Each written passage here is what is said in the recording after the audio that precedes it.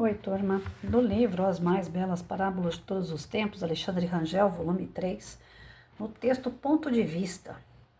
Um famoso tenista, depois de haver vencido um importante torneio, dirigiu-se ao estacionamento para pegar seu carro. Nesse momento, uma mulher aproximou-se e, depois de cumprimentá-lo pela vitória, contou que seu filho estava às portas da morte e que não tinha dinheiro para pagar o hospital. O tenista deu-lhe imediatamente parte do dinheiro do prêmio que ganhara naquela tarde. Uma semana depois, um almoço do Profissional Golf Associação comentou o episódio com alguns amigos. Um deles perguntou-lhe: a mulher com quem você conversou era loura, com uma pequena cicatriz embaixo do olho esquerdo? O tenista concordou. O amigo lhe disse: você foi trapaceado. Essa mulher é uma vigarista e vive contando a mesma história a todos os tenistas estrangeiros que aparecem por aqui. Surpreendido, ele perguntou: então não existe nenhuma criança às portas da morte? Não. Respirando tranquilamente, o tenista comentou: bem, essa foi a melhor notícia que recebi essa semana. Então, assim, ele podia ficar revoltado, ele podia ficar estressado, ele podia ficar decepcionado, mas ele preferiu acreditar que bom, né? Que não existia morte nenhuma, que bom que não existia doença alguma. Então, realmente a gente tem que procurar ter um ponto de vista mais positivo diante das coisas, porque se tudo aquilo que vem perto de nós não for como a gente espera ser correspondido, as frustrações são grandes, as tristezas, as mágoas, né? Você ficar guardando aquele melindre, guardando aquela raiva, isso aí vai fazer mal para você mesmo. Então, um prejuízo material para quem é rico não vai fazer diferença nenhuma. Um prejuízo material para quem é pobre significa que você vai ter que correr um pouco mais e adquirir aquilo que você tinha, né? Ou seja, vai exigir de você uma capacidade maior de persuasão, de esperança, de resignação, de resiliência, ou seja, tudo é aprendizado. E a gente tem que aprender a ter esse ponto de vista mais positivo diante das circunstâncias. Na sala de aula, o professor é bombardeado dessas coisas. A gente sempre tem aquelas decepções. O aluno chega lá na sala de aula: cadê o teu trabalho? Ah, minha tia ficou doente esse final de semana, professora, e eu não fiz o trabalho. Né? Não tive como, porque a gente estava no hospital com a minha tia, correndo com a minha avó, que minha avó também estava muito doente, não sei o quê. Conta toda aquela história e o professor fala: nossa, coitado, né? Então tá bom. Aí quando chega na reunião de pais: então, o Zequinha veio aqui, falou que a tua mãe, que a tua tia, que isso e aquilo, tá passando mal. E como é que elas estão? Aí vem a mãe e fala assim: tudo mentira, professora, não fez porque não quis. Aí a professora fala: nossa, caí na pegadinha do Zequinha, né? Aí você já fica com raiva do aluno, você começa a olhar ele meio atravessado, você já não consegue trabalhar direito com o aluno, você começa a exigir demais do aluno porque faltou responsabilidade. Ou seja, você embola o meio de campo. Se ele mentiu, se não é daquilo que, da forma que ele contou, o problema é de quem, afinal de contas?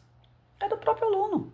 Agora o professor fica pegando toda essa negatividade dessas mentiras, essas coisas que acontecem na família de aluno e leva para casa dele. Leva em forma de tristeza, de mágoa, de melindre, de raiva. Então muitos professores estão ficando adoecidos porque as coisas não acontecem da forma que eles querem que aconteça. Nem tudo vai ser flor na nossa profissão.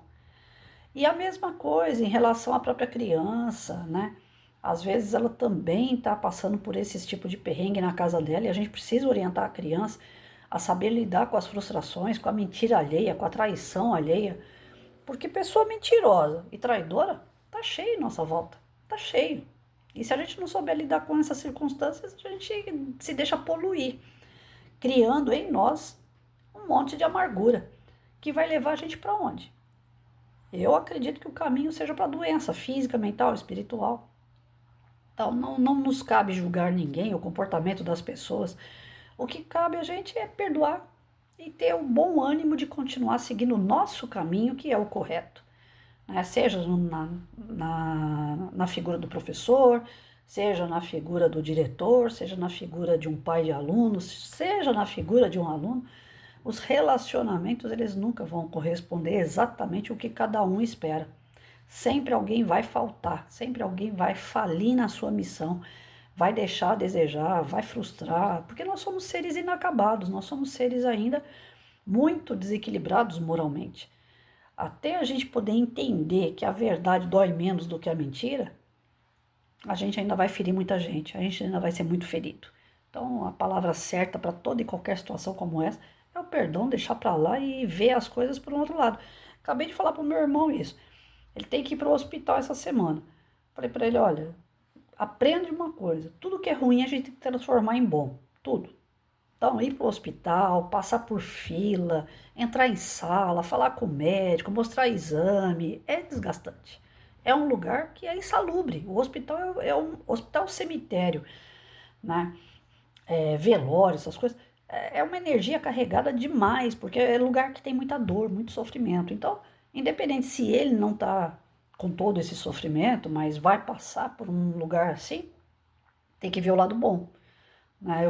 Eu sempre falo, né, que quando eu ia direto pro Cruz Azul, eu procurava o pipoqueiro. Eu adorava o pipoqueiro que vendia pipoca na porta do Cruz Azul. Então eu ia para o hospital 3, 4 vezes na semana, mas eu não ia pensando nos exames e nos médicos, eu ia pensando na pipoca que eu ia comer quando eu saísse do hospital.